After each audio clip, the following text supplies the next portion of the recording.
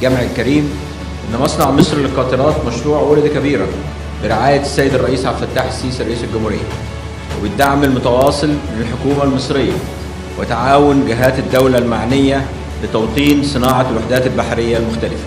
نؤكد أن أبواب هيئة قناة السويس مفتوحة دائما للشراكات الاستراتيجية مع المؤسسات والشركات الرائدة في المجال النقل البحري.